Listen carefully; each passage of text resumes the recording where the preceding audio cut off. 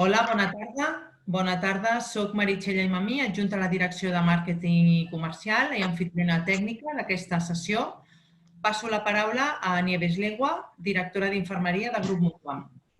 Hola, bona tarda, benvinguts a tots. Us veig alguns, altres només el nom, però sé que esteu aquí. Bé, recuperem aquest espai que ens serveix per compartir coneixement, sobretot aquest espai nostre. Reprenem en format webinar. És per nosaltres una prova pilot. És la primera sessió que fem així. Hem fet reunions, però no una sessió. Us demano paciència i disculpes en cas de que pugui passar alguna incidència, que espero que no. Jo penso que sortirà tot molt bé. Abans de presentar la nostra ponent d'avui, us faig un recordatori d'un parell de punts importants. 1. Durant tota la sessió estareu amb el micro i el vídeo tancats per evitar interferències. Durant tota la sessió podreu fer preguntes i comentaris a través del xat, que us ho trobareu a baix a la pantalla, a sota de baix, a la línia de baix, posa xatear, doncs enviareu les preguntes i comentaris que tingueu, me les enviareu... Sí, se't sent.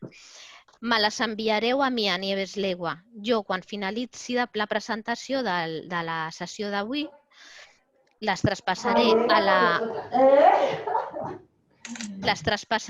a la Teresa Morandi, que és la nostra ponent, i ella respondrà.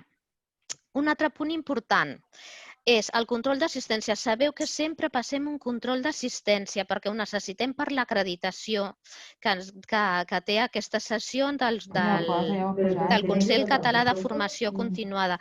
Si us plau, quan entreu, us tancaran els vídeos. Silenci, si us plau. Gràcies.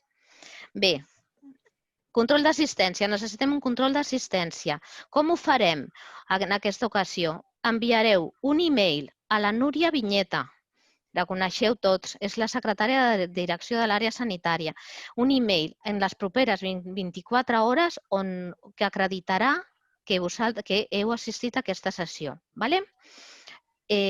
Poseu el nom, la professió i el servei on treballeu. Passo ara a dir-vos com anirà la sessió. Primer, jo ara donaré pas a la nostra ponent. Quan ella finalitzi de presentar la seva sessió, donarem pas al torn de preguntes i finalitzarà i tancarà la sessió, com sempre, el doctor Vilardell, juntament amb el doctor Ballester. Bé, presento la ponent nostra d'avui. És la Teresa Morandi. La Teresa Morandi la coneixeu molts de vosaltres, sobretot els de PADES. És psicòloga i psicoanalista, és psicòloga clínica i psicoanalista, és consultora, docent i supervisora en institucions de salut i salut mental. Ha portat grups amb una experiència de més de 20 anys, grups de reflexió en equips d'atenció primària de salut i en equips de PADES de l'ICS. A més, col·labora donant atenció emocional a la Fundació Galatea a professionals sanitaris, és membre de la Junta de la Fundació Congrés Català de Salut Mental i amb nosaltres porta uns 2 anys fent la supervisió dels equips de PADES de Mutuam. El tema d'avui, sense més, no m'enrotllo més, és, penso, molt interessant. Cuidar-se i ser cuidat. Endavant, Teresa, benvinguda. Bueno, moltes gràcies, Nieves, i moltes gràcies a tothom per estar, per compartir aquesta situació nova i estranya, ja que habitualment estic acostumada i estem acostumats amb els PADES a treballar presencialment. Però bueno, ens acomodem una mica i intentarem pensar de què es tracta. Jo he triat, és un tema el meu absolutament extens, però com tenim un temps limitat, intentaré parlar d'algunes qüestions que penso que són essencials per a la pràctica dels professionals sanitaris. I especialment, en el cas que ens compete, dels professionals de PADES. Jo he he pensat justament i té molt a veure amb aquest moment que estem vivint. Anys i anys treballant el tema del cuidado, del tenir cura dels professionals, del tenir cura dels pacients, i no només una cura a nivell orgànic, sinó una cura que té a veure amb lo psicosocial. Hay una qüestió fonamental que també està passant en aquest moment. S'està parlant moltíssim del cuidado, del tenir cura tant de les persones, ara per causa d'un virus, però en realitat és un tema profundamente importante para els éssers humans. Jo he començat pensant, i compartiré amb vosaltres, el tema dels grups humans. O sigui, hay una cuestión, podría decir, fundamental, que es que no hay seres humanos sin grupos.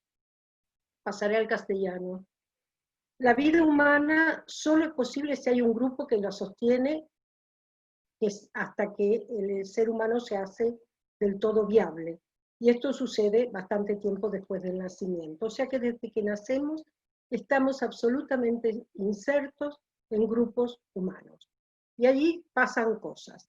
He elegido a Mafalda, que es una filósofa infantil, podría decir, a pesar de que está escrita por un dibujante y cuentista, narrador, que dice, ya que amarnos los unos a los otros no resulta, ¿por qué no probamos de amarnos los otros a los unos? Evidentemente es un círculo, o sea, no hay salida.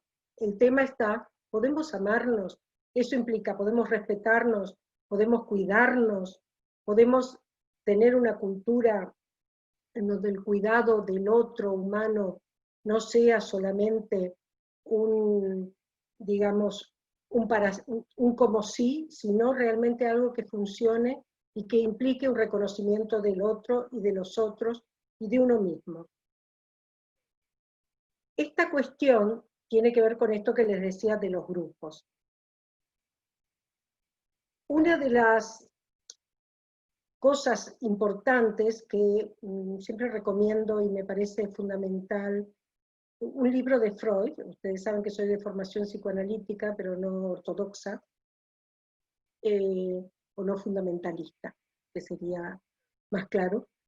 Freud planteaba en relación a la dificultad del ser humano de poder amarse, cuidarse, ser feliz y gozar de un permanente bienestar, planteaba que justamente la dificultad estriba en tres causas. Una es el furor y la potencia de la naturaleza que puede arrasar contra el humano.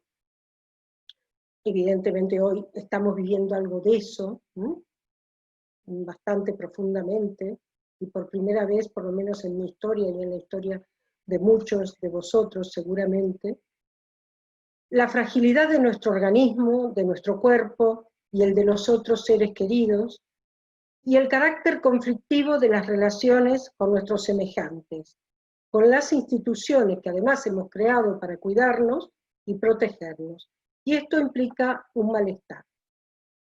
A la vez, esto nos lleva a pensar en una complejidad. Hay una cuestión que también me parece esencial y en el campo de la sanidad y de los análisis cualitativos, etcétera, se trabaja mucho el tema del pensamiento complejo, ¿no? De la complejidad, aparte de que efectivamente esto que ya he introducido, grupos humanos, implica una complejidad importantísima. Pensemos que el pensamiento complejo está animado por una tensión permanente entre la aspiración a un saber que no sea parcelado, que no sea dividido, que no sea reduccionista, y el reconocimiento de lo inacabado e incompleto de todo conocimiento. Y en esa complejidad, en ese pensamiento complejo nos movemos. En la complejidad intervienen también, y fundamentalmente por lo que vengo diciendo, las relaciones interpersonales, que no dejan de ser, por una parte, fuente de bienestar, de ayuda, de solidaridad, de creación de lazos afectivos, sociales y de creatividad. Pero a la vez, la complejidad, como decía, en ese pensamiento que también nos marca esto, el conflicto, los conflictos, cuando se presentan, y son parte de la vida, a veces tenemos mucho temor, y en los grupos humanos esto pasa, a hablar de los conflictos, pero el conflicto es parte de la vida, es parte de esa contradicción que tenemos entre lo que podemos, lo que sabemos, lo que queremos. Despierta dosis de malestar que generan emociones contradictorias a veces, dudas, divergencias y también hostilidades. Y con todo esto tenemos que ver cómo nos vamos planteando y acercándonos al trabajo de los equipos. Nos encontramos entre estos grupos humanos, los humanos que tienen cura de los humanos mismos. Y aquí tenemos cuestiones que son importantísimas. La creación de vínculos relacionales, del malestar que les hablaba antes, que es imposible erradicar absolutamente. En todo caso es saber qué hacemos con ello. Y emociones, o sea, todo esto evidentemente se traduce o está relacionado los vínculos con el despertar de emociones que como humanos tenemos desde nuestra constitución o desde nuestra subjetividad. A la vez, también sabemos, hay estudios bastante claros, y supongo que todo el mundo lo sabe, y este momento es un momento absolutamente particular. Digamos, por ejemplo, en Fundación Galatea hemos recibido más de 500 llamadas de ayuda a profesionales sanitarios de diferentes colegios profesionales, porque efectivamente esta situación ha despertado un malestar, una angustia, una ansiedad importantísima relacionada con la vulnerabilidad. En este momento, por ejemplo, los profesionales, todos estamos en riesgo exactamente igual que los pacientes, cosa que en general había o marcaba una cierta diferencia entre unos y otros. Esa vulnerabilidad que, como les decía al principio, está dada por nuestra fragilidad y por nuestra finitud, la negamos habitualmente, pero resulta que ahora aparece. Y en ese sentido también aparecen defensas que son importantes. Podemos llamarles mecanismos, pero son defensas. Los humanos, el miedo, por ejemplo, es una emoción, es una defensa. Sabemos qué hacer cuando hay miedo. Es más difícil saber qué hacer cuando hay angustia, porque parece inespecífica. Entonces, esas defensas a la vez tienen riesgos, que ahora después, un poco más adelante, iremos a trabajar. Pero una de las cuestiones fundamentales para los profesionales de la salud, y cuando hablo de salud, muchas veces los de salud mental ponemos entre paréntesis mental, podríamos poner social, porque la salud es una. En ese sentido, el recurso esencial que todos utilizamos es nuestra propia subjetividad, nuestro propio psiquismo. Por supuesto, nuestro propio cuerpo, sobre todo en el personal sanitario.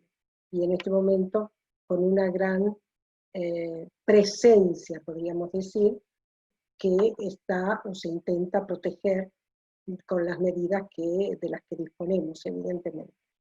Entonces, claro, si tomamos esto, sabemos que el personal sanitario, no solo en tiempos de pandemia, sino habitualmente, tiene ciertos riesgos, y en ese sentido tenemos que pensar cómo cuidar y prevenir ese tipo de situaciones, porque de hecho es inevitable que sí pasen.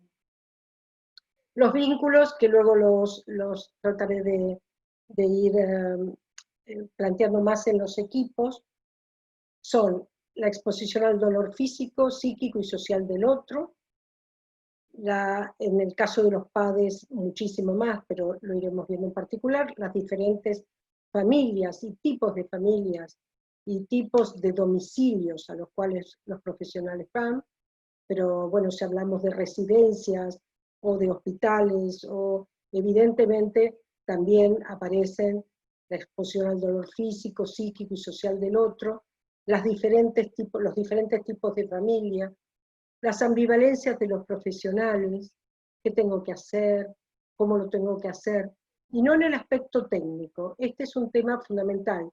Y si recordáis el hexágono de la complejidad, que lo trabajan los padres, justamente la dificultad mayor para los profesionales no está en el ámbito de lo físico, de lo orgánico, sino que está en el ámbito de las relaciones personales con el enfermo, de las relaciones con la familia, de las relaciones con los equipos.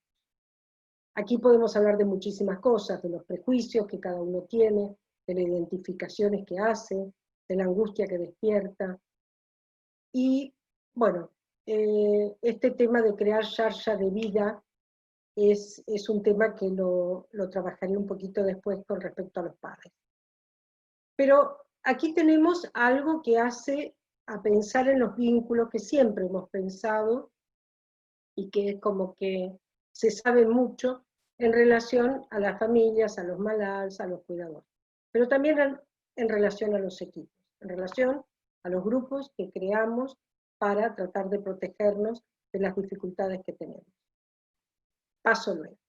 Ahora bien, los equipos que son, no dejan de ser un grupo humano, como os decía al inicio, pero hay particularidades de equipos.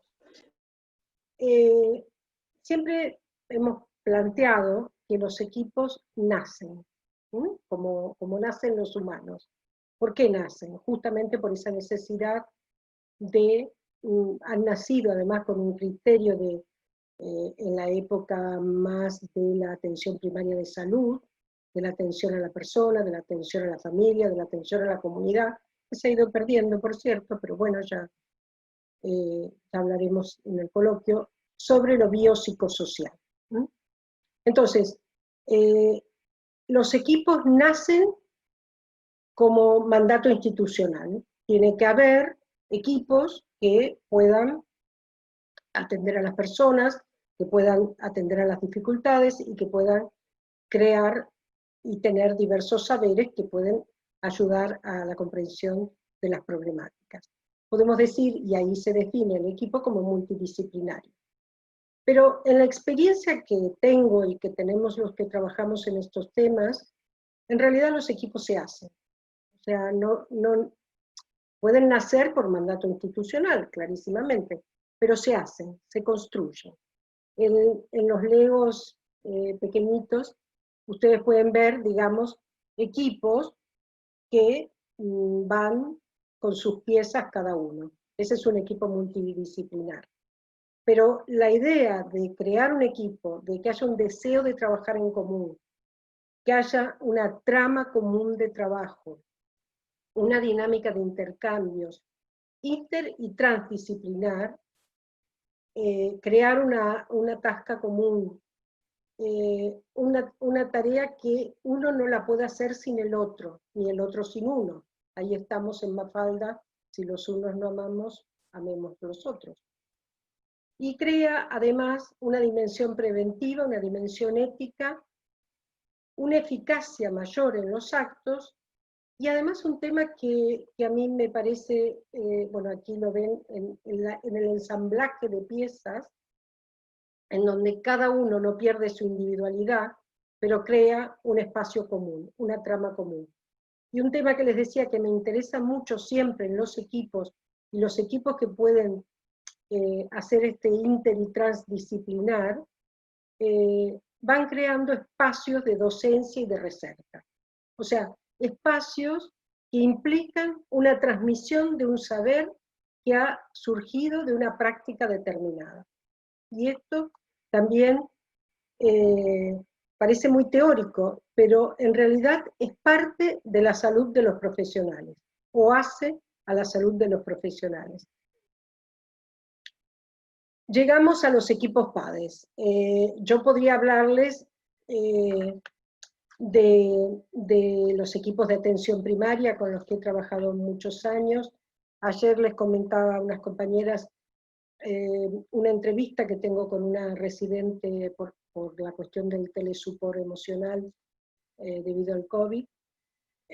La residente es una R4 de familia que me dice en un momento determinado que se siente muy perdida porque está todavía rotando por hospitales y que no tiene equipo. Y este tema es un tema que durante mucho tiempo se trabajó en primaria y justamente se ha perdido.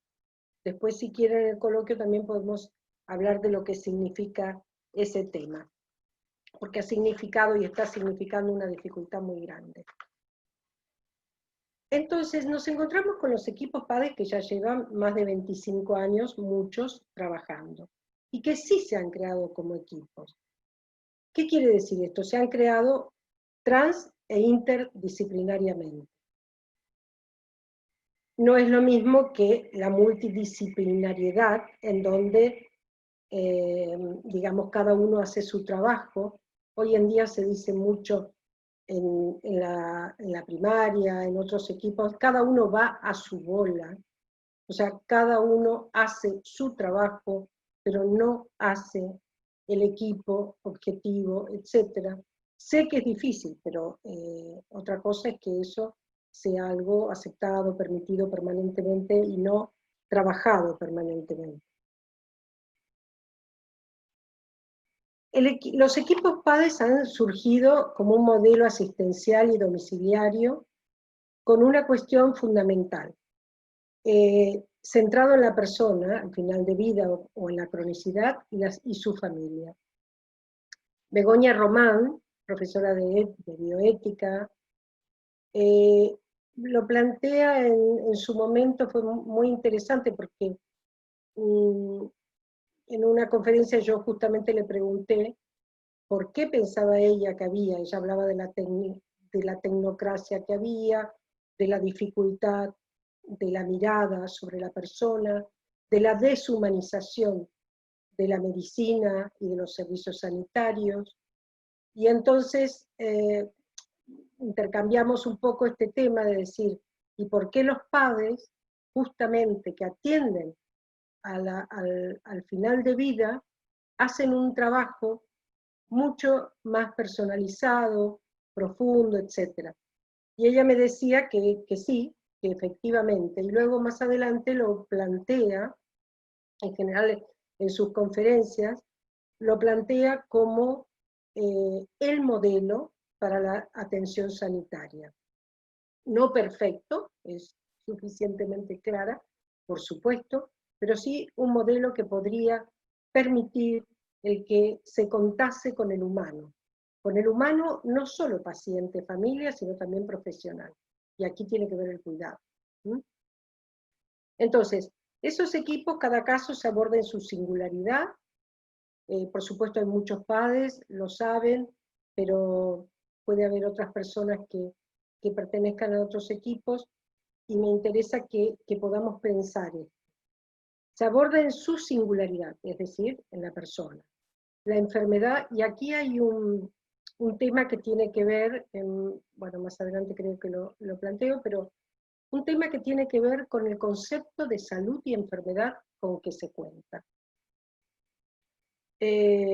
Ustedes saben que la OMS dijo en su momento que era la salud era el completo estado de bienestar psíquico, orgánico y social.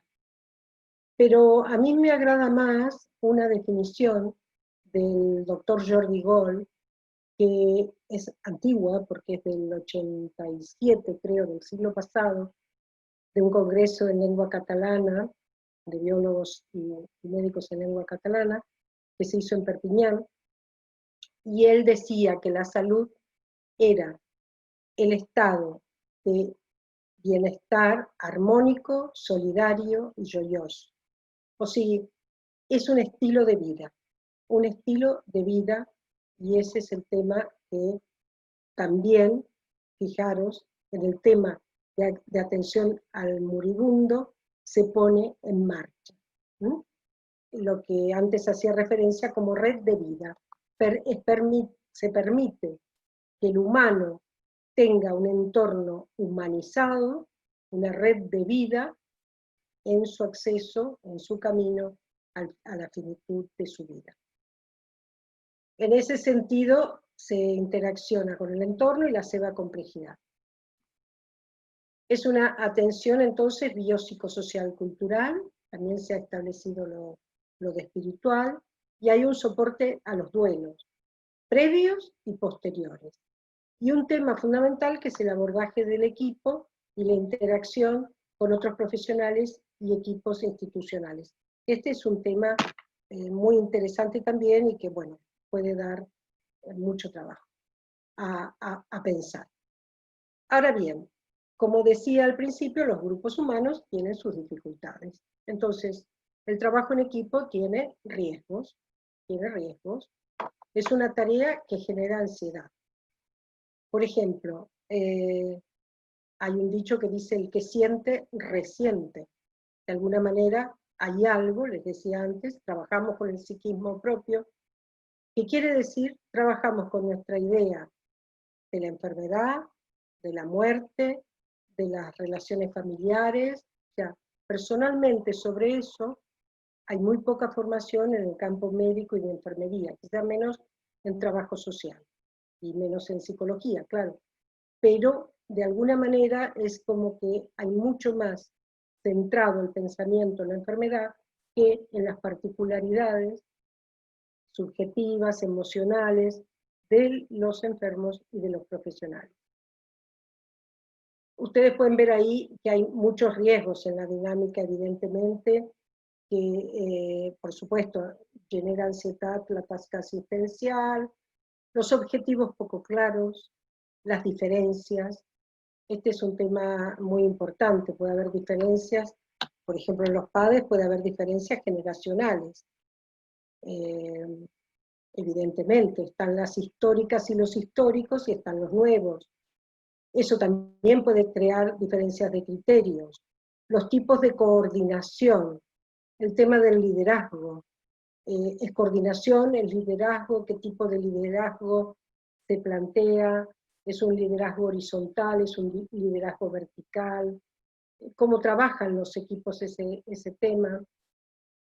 Los roles estereotipados, cada uno hace su papel, la resistencia a los cambios, las funciones que se solapan y que en el mejor de los casos está muy bien que se solapen, porque todo el equipo puede escuchar y entender una problemática desde diferentes miradas que actúan en común. Fijaros que, bueno, la imagen es el riesgo de la dinámica, ¿no? Uno puede estar moviéndose de diferentes maneras, pero tiene que ir viendo de qué se trata. Lo individual y lo grupal, que también señalaba antes, el exceso de trabajo, y la presión institucional. Pero también tiene recursos de cuidado, el trabajo en equipo.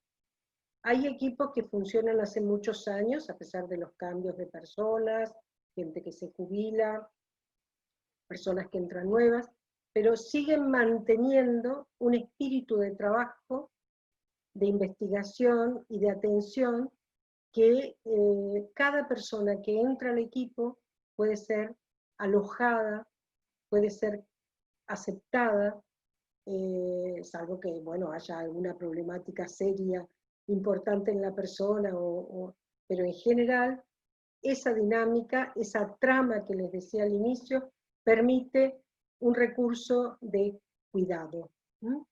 Entonces, a la vez que genera ansiedades, si hay un trabajo, hay una contención de esas ansiedades.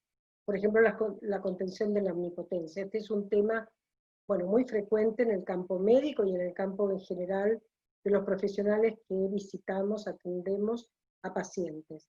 A veces sabemos, creemos que sabemos todo y que podemos todo. Y poco a poco tenemos que ir trabajando esa cuestión de la omnipotencia. No se puede llegar a todo, hay que poner límites, y los límites siempre aparecen como prohibición, cuando en realidad los límites son también un recurso de posibilidad de pensar. La impotencia es otro de los elementos, no se puede hacer nada, no sabemos, no entendemos, nos sentimos mal. Entonces ahí está, digamos, la posibilidad de tolerancia al conflicto, el trabajarlo, ¿no? Las responsabilidades, no la culpa, Este es un tema también que se da muchísimo en los grupos, poder diferenciar lo que es una responsabilidad del ser culpable de algo, de pedir una baja, ser culpable de no estar en el momento que tenía que estar. No, ¿cuál es la responsabilidad de cada cual y cómo poder acceder a cumplirla de las mejores maneras sin, digamos, lo más saludablemente posible, ya que estamos en esto? Otro tema es reconocer y prevenir las crisis en los equipos. Es un tema difícil, muy difícil. Tenemos que acostumbrarnos a pensar que las crisis en los equipos se van a producir, siempre. Y no tenemos que tenerles miedo, ¿no? En todo caso es cómo podemos ir acercándonos a esas crisis, primero a ver si se pueden prevenir, y a posteriori de qué manera se pueden resolver. La contención también, y ese es el recurso de cuidado de un equipo que funcione intraequipo y que funcione creando todo un trabajo, es una creación colectiva. Y bueno, llevo equipos, reflexiono con equipos que efectivamente crean un saber común que es operativo. Incluso, bueno, hay equipos con los que parece una barbaridad, ¿no? Pero más de 20 años que hacen una reunión mensual para poder trabajar sobre eso. Y son equipos justamente, en general, los más productivos. No solo porque trabaje yo, hay otros equipos que trabajan con otras personas también. En ese sentido está el formarse, ver de cerca y transmetra. Podríamos decir que el factor protector de trabajo en un equipo con todas las dificultades y los malestares que hay, es que a más satisfacción hay menos conflictos y menos posibilidad de enfermar. Bueno, esta es una pregunta que me han hecho y se hacen mucho los professionals, o en reuniones, o en congressos, o què fem? Què podem fer enfront del malestar dels professionals? Que incideix tant en la clínica, o sigui, amb el pacient, como en la seva salud mental. Hay un tema que también me gusta destacar y que me parece que tenemos que pensar. Me gusta destacar que la etimología de la palabra cuidar es pensar. Bueno, pueden leer que es pensar o discurrir, es tener cierta preocupación en castellano, en catalán es creure, pensar, creure, presumir, y la cura és atenció a vetllar pel bé o pel bon estat d'ànim o de alguna cosa.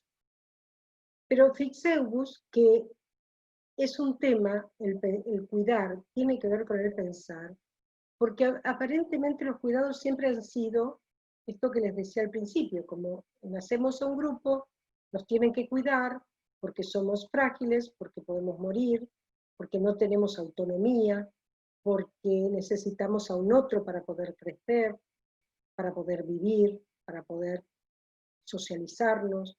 Entonces, la necesidad del otro está permanentemente en la vida humana.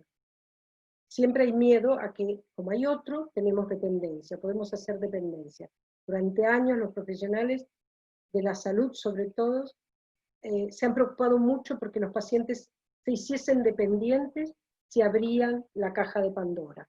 La caja de Pandora es la subjetividad de las personas.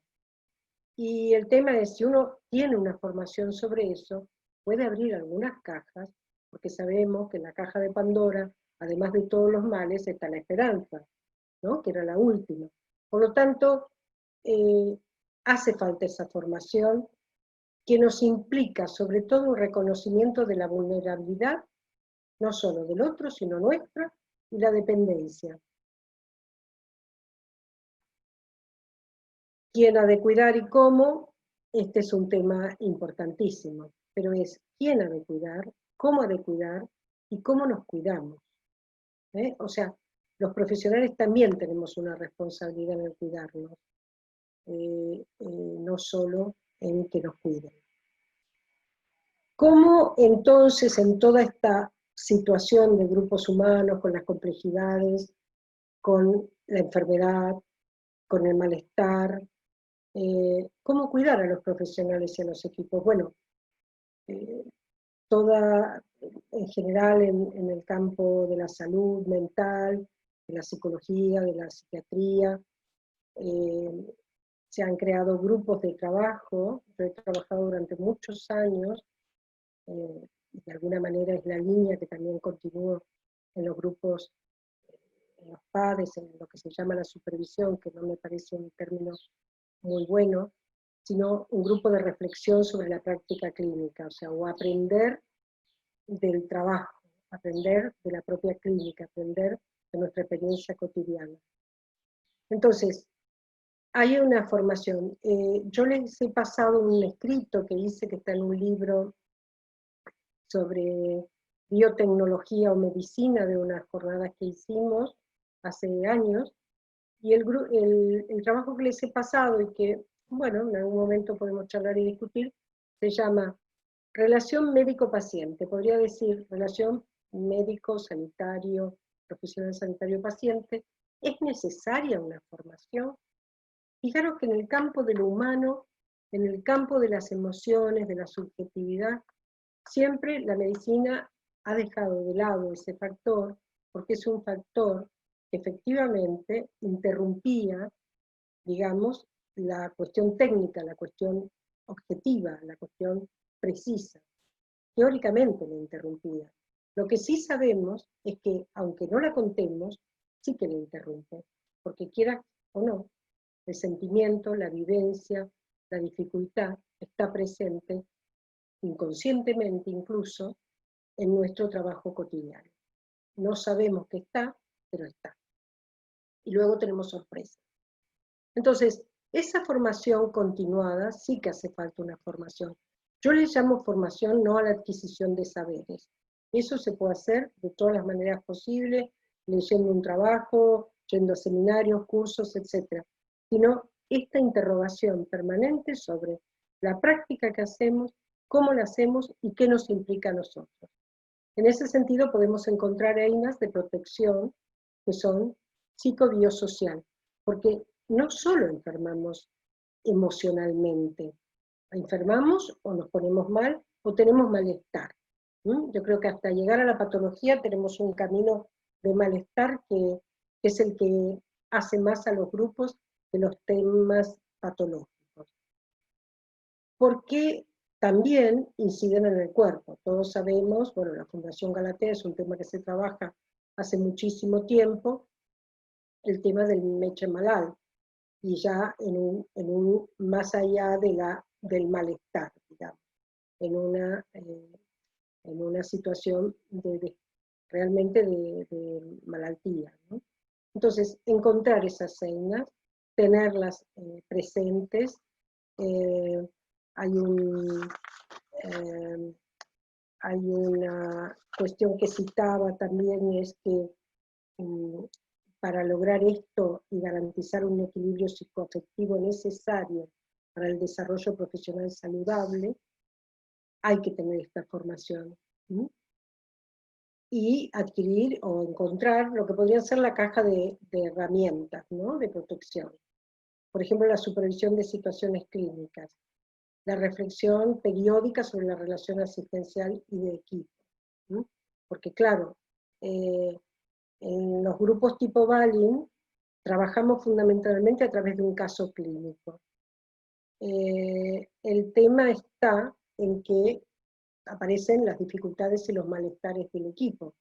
Pero trabajar un caso clínico en un espacio de estas características no es llegar a encontrar todas las maneras de trabajar solo con el paciente, sino cómo estoy trabajando con el paciente, qué me produce eso, en qué incide en mi relación propia, personal, lo que yo siento, con o el tratamiento de un paciente. Y que haya espacios de consulta personal. En este tiempo, si estamos diciendo que los profesionales sanitarios en plena pandemia, les puedo decir que he escuchado a muchos profesionales sanitarios en este tiempo que consultaban por el tema de la pandemia, y no necesariamente estaban mal por la pandemia, sino por otras cosas, no solo personales, sino también de organizaciones de trabajo y de dificultades en el trabajo. Entonces, esos espacios de consulta personal son importantes. Y además es importante algo que en general tenemos reticencia, que es poder hablar con otro. Ese es el tema, o sea, poder hablar con otro que tenga otro lugar y que pueda escuchar nuestro malestar y ayudarnos a encontrar esas herramientas. No hay que estar loco ni enfermo para consultar y poder hablar de uno y de las dificultades que se tienen. Entonces, el equipo, y fijaros que estoy diciendo que el equipo PADES es como un modelo, creo que estoy de acuerdo con Begoña Román en eso. Es un modelo, no perfecto, pero es un modelo. ¿Cómo vamos del tiempo? Ya estoy así. 2 minutos. Bueno, la autocura es lo que les decía recién. ¿Perdón? Ahora. Vale, les dejo la autocura. Vale, es la interrogación personal, era un poco lo que decía antes. Pero hay algo previo. Por ejemplo, hay grupos en los cuales yo empiezo trabajando por qué eligieron estudiar medicina, enfermería, trabajo social. ¿Qué puso cada uno de su relación personal para tener ganas, deseo de estudiar algo que implique cuidar a otros? Y eso nos lleva a interrogar la relación personal que hemos tenido con la enfermedad, la propia o la de la familia, con las pérdidas, con la muerte, con los duelos. Hay una vocación y hay unos ideales. Y ahí tenemos que estar atentos porque el tema del burnout, el tema del quemarse, tiene mucho que ver con la frustración de estos ideales. La médica de familia que les comentaba antes, si no encuentra equipo y llega al centro de salud y atiende 60 llamadas cada 2 minutos, evidentemente su ideal de atender a las personas está frustrado. Y eso puede llevar a quemarse. Y en este momento es un tema que va apareciendo, que se plantean o hacer otro vez el MIR para cambiar de profesión o cambiar de profesión, lo cual nos tiene que hacer pensar por lo menos a los adultos y a las instituciones qué estamos haciendo y cómo poder mantener estas cuestiones. Escuchar el propio malestar, espacios para hablar de ello fuera y dentro del equipo, actividades que nutren, bueno, ya lo he dicho. El tema es lo colectivo y lo subjetivo individual, podríamos decir. Cómo se articulan. Y hay que afinar el instrumento emocional y de palabra. Y encontrar narrativas. En el cuidar es importante la narrativa, es importante el concepto de salud y de enfermedad que se tiene. Es un saber estar o un saber hacer con otros. He elegido, tenía un final con una orquesta, porque me parece importantísimo el tema de cómo la orquesta marca una manera de trabajar. Una manera de trabajar cada instrumento en un conjunto. Y es una manera de pensar un equipo. Por eso antes era afinar el propio instrumento para poder entrar en un equipo. Y como saben que a veces los equipos, he elegido un equipo no clásico, sino un equipo más moderno, más joven. Saben que hay muchos músicos clásicos jóvenes, claro. Saben que a veces han de improvisar los músicos, ¿no? Al tener que los profesionales también, al tener que adecuarse a las familias y a sus pacientes. Conocen las partituras técnicas, como les decía antes. Yo diría que casi a la perfección. Se conocen entre ellos, ensayan, pero a la hora de tocar, la persona y sus circunstancias son las que marcan el ritmo y el estilo. Y entonces el equipo, lo colectivo, el grupo humano, es operativo y creativo, no por la ausencia de conflictos, sino por la capacidad de explicitarlos, de afrontarlos de manera adecuada y de construir eso, su manera de cuidar, de cuidarse y también de ser cuidado. Gracias. Esto lo podéis leer vosotros, que es de los tratados hipocráticos, y me parece súper interesante. Gracias, gracias Teresa. Dame vídeo, Mary, porfa.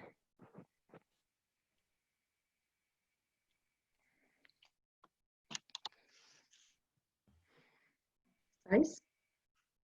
Ya salgo, ya salgo. Ahí.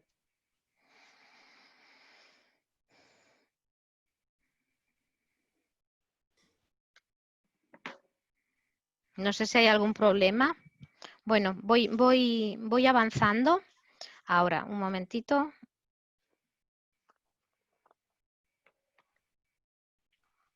Bueno, voy hablando, no salgo en imagen. Si lo podéis ir Yo te solucionando. veo, ¿eh? No, lo sé. Yo tampoco Ah. me veo. No, yo sí te veo. Ah, ¿tú me ves? Vale, Sí que vale. sabes, sí que te Nieves, vemos. tenemos todos, ¿eh? Vale, Te vemos. excepto yo.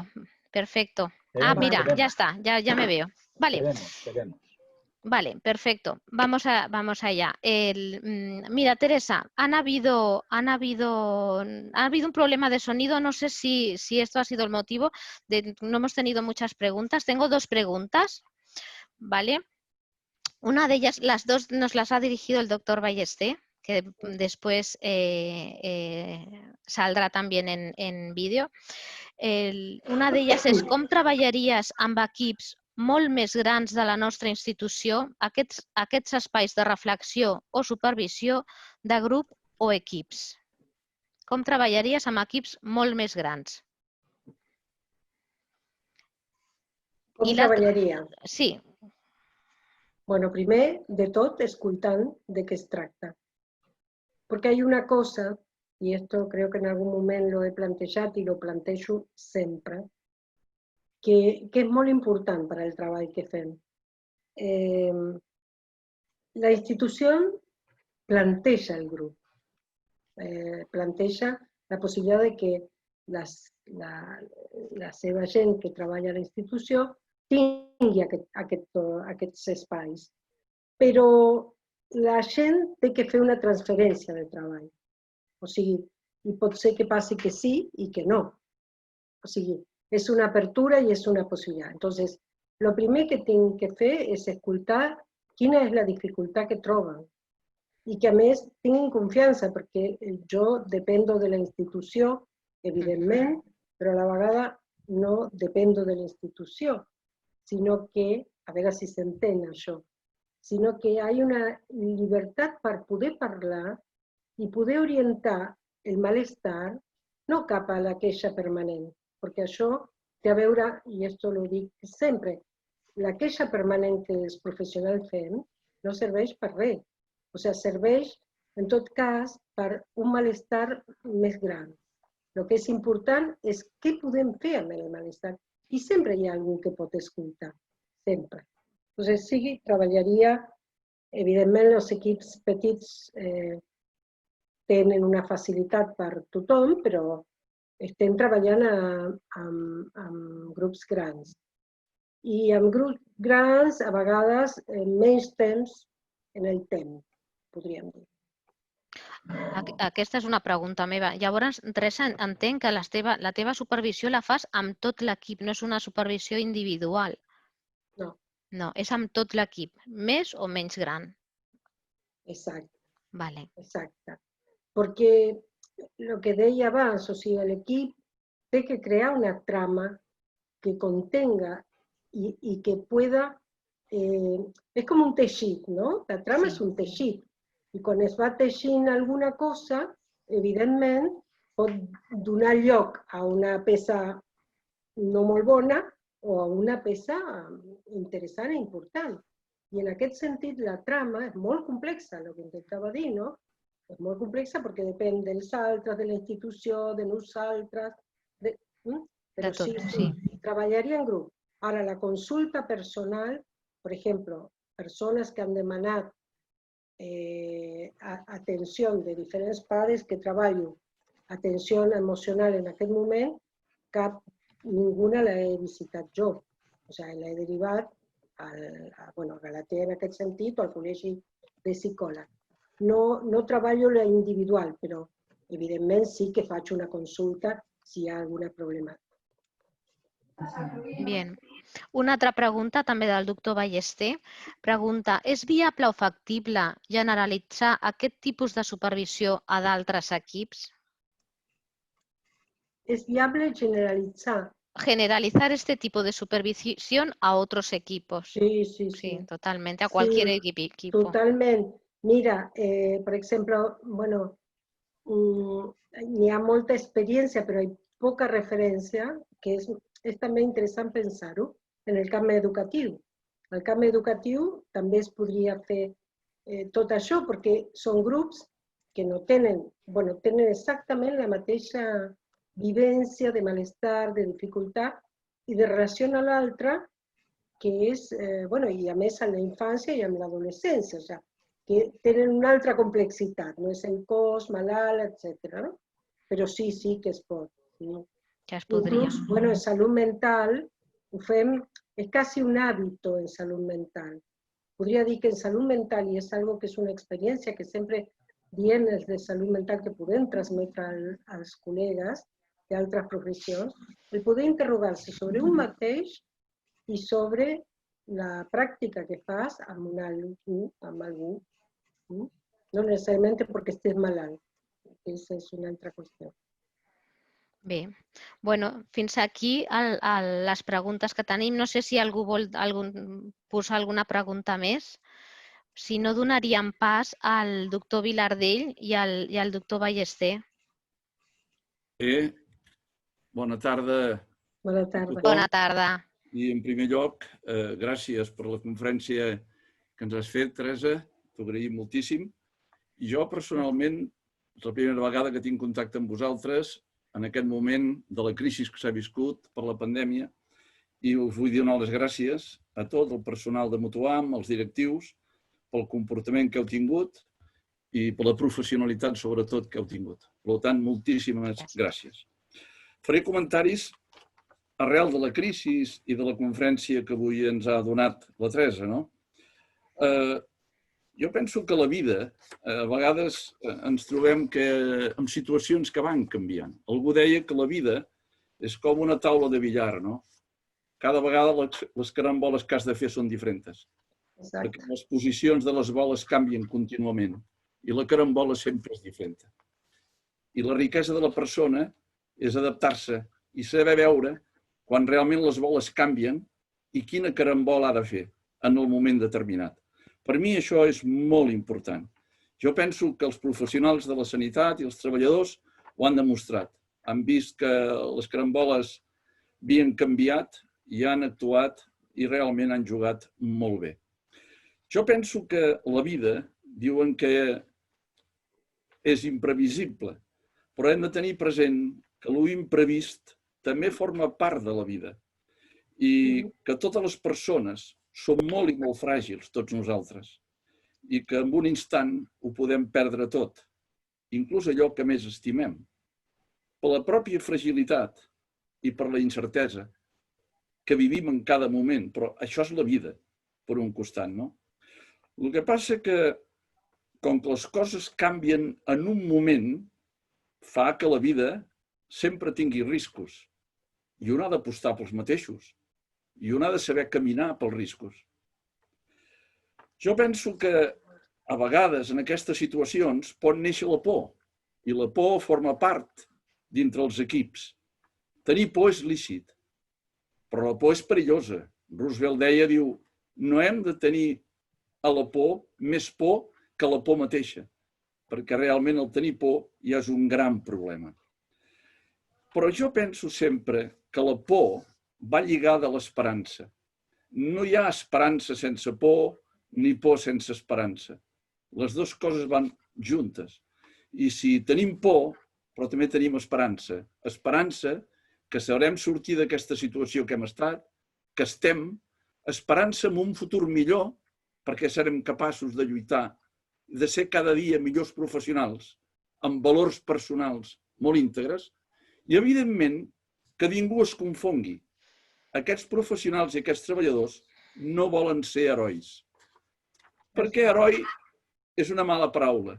Heroi és la persona que fa el que li toca fer. Res més. Però ens han volgut confondre aquesta societat. Algú ha volgut ser heroi. No. Heroi no és el que fa coses extraordinàries, el que deixa coses importants. No. Heroi és el que fa la feina que ha de fer. I això és important i acabo la meva reflexió.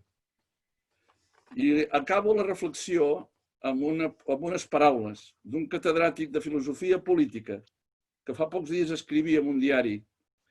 És catedràtic de la Universitat del País Basc, l'Ineracity, amb què deia, diu, quan a un grup de persones se'ls enalteix com a herois, segurament és un presagi que seran tractats després com a màrtirs.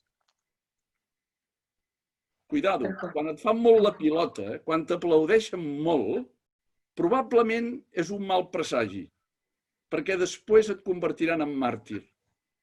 I nosaltres no volem ser màrtirs.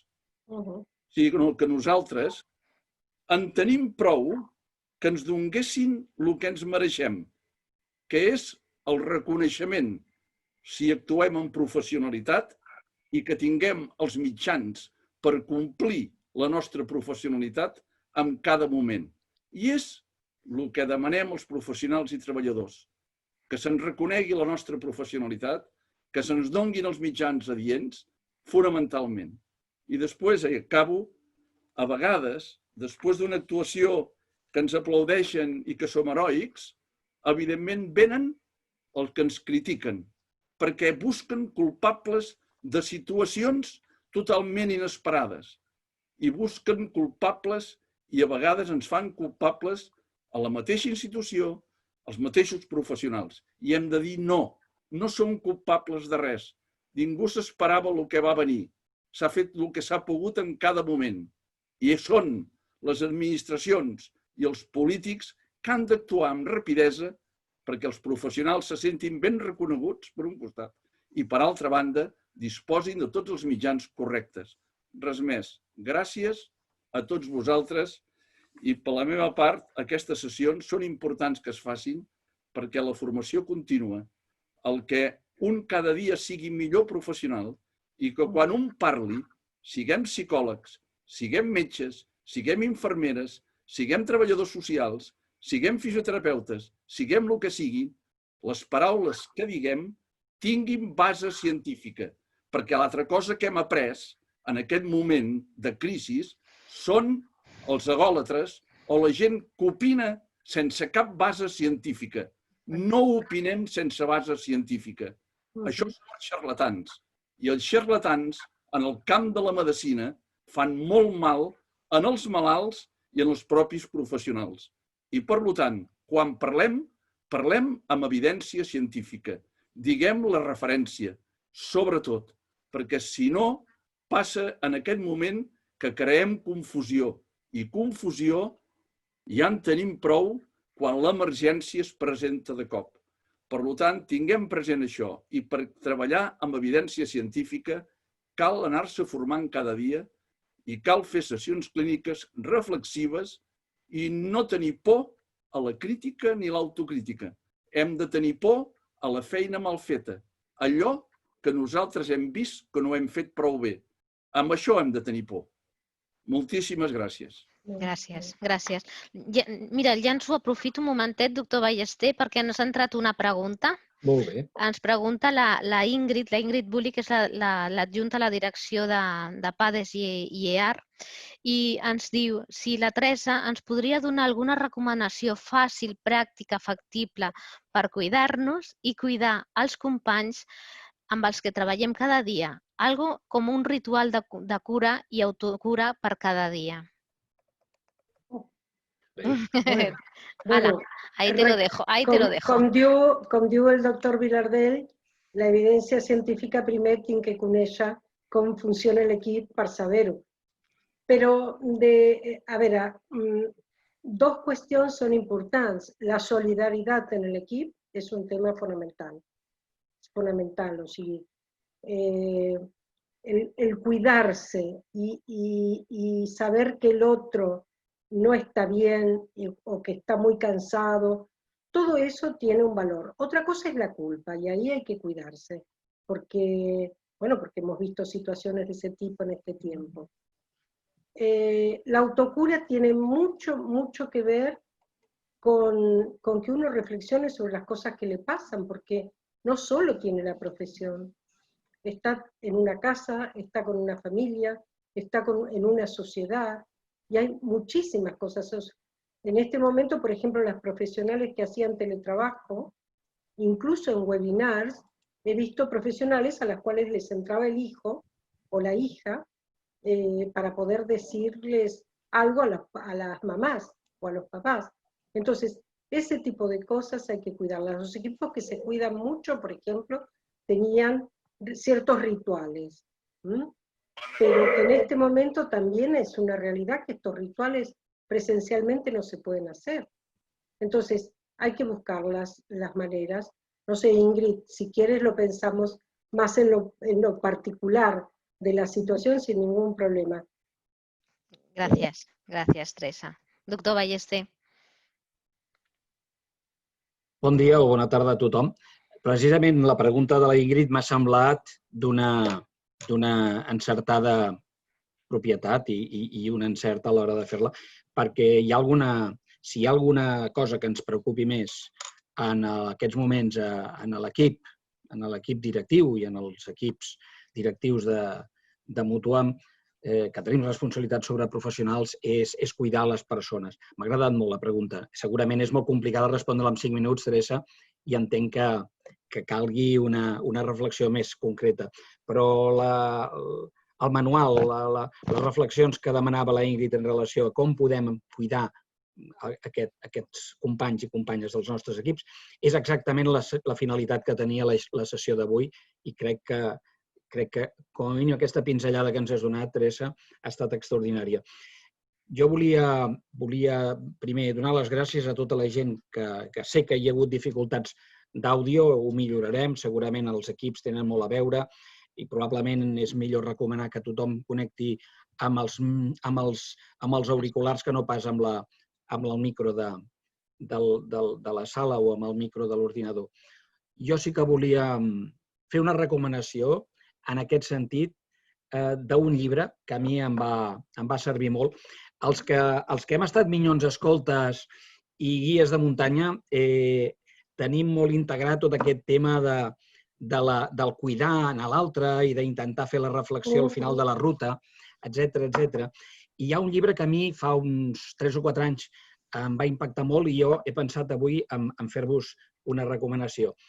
És un llibre del Josep Maria Esquirol, que és un filòsof, que recentment ha publicat un altre llibre, però jo em refereixo al que va publicar el 2015 a Quaderns Crema. És un llibre que s'anomena La resistència íntima. Assaig d'una filosofia de la proximitat. Hi ha un apartat dedicat exclusivament al que deia la Teresa, de cuidar i de cuidar-nos, i de la idea del cuidar del sanitari. No parla només dels metges, de les infermeres, però parla del cuidar i de cuidar, de cuidar-nos. I, evidentment, tenir cura dels altres exigeix tenir cura d'un mateix, primer de tot. Perquè si ens cuidem nosaltres mateixos, tenim cura, quan estem desorientats, necessitem allò que diu el Josep Maria Esquirol, estic en el desert, estic sol, necessito recuperar, carregar-me les piles. És bastant evangèlic, això, si permeteu, és bastant evangèlic. Jesús també se'n va al desert a reflexionar durant un temps. I penso que tenir cura d'un mateix permet transmetre escalfor i transmetre guiatge en els companys. Per tant, per mi em sembla importantíssim aquesta tasca que heu començat a l'equip de PADES, tots els equips, els 12 equips de PADES, que ja ho vam començar en època de la Pepa, que ho ha continuat l'equip amb la Ingrid i amb la Emma, perdó. Amb la Emma, la pregunta feia la Ingrid, sé per què la fa, perquè la Ingrid ho ha viscut també i venint d'on ve del pla director, doncs suposo que també és un tema que preocupa molt, no solament a Mutuam, sinó que preocupa molt en general els equips que ens dediquem a final de vida i amb tot el tema de la cronicitat, que és molt important. Però tornant una mica al llibre del Josep Maria Esquirol, penso que aquesta guia que significa poder cuidar els altres, els teus companys, ens ajudarà moltíssim. I llavors, per això, la pregunta que feia jo abans, Teresa, és com podem, aquesta gran experiència que heu tingut o que esteu tenint amb els equips de PADES, a nosaltres com a equip directiu i en l'Àngel Almansa, com a director de recursos humans, també li neguiteja i hem buscat aquests últims mesos, arran de l'experiència de la Covid i de la pandèmia, una mica fer un esforç per cuidar i d'estar pendents de l'estat emocional dels nostres professionals. I jo crec que aquesta experiència de supervisió, Teresa, amb els equips de PADES, hem de fer una reflexió de com podem generalitzar-la. Ja sabem que és molt complicat tot això, però és molt important poder trobar mecanismes, com demanava la Ingrid, també per estar pendents dels nostres professionals que poden estar en el desert, que es poden trobar molt sols, que poden estar a la intempèrie, com diu el Josep Maria Esquirol, i que en un moment determinat, institucionalment, nosaltres que Mútuam té aquesta vocació de cuidar a les persones i als professionals, ens agradaria trobar mecanismes i avui hem volgut transmetre aquest missatge, començant amb aquesta sessió clínica, recuperades les videoconferències, amb aquest format original, necessàriament original i innovador, però que la teva participació crec que ens ha obert aquesta via. Ho deixo en l'aire, perquè realment jo la solució no la tinc, però sí que volia agrair-t'ho. Jo tampoc. La trobarem a la propera sessió o les properes. Molt bé. Gràcies a tots. N'hi ha moltíssim per parlar. Gràcies. Adéu-siau. Gràcies. Molt amables. Gràcies a tothom. Adéu. Gràcies. Gràcies a les acompanyants. Gràcies. Gràcies a tu, Teresa.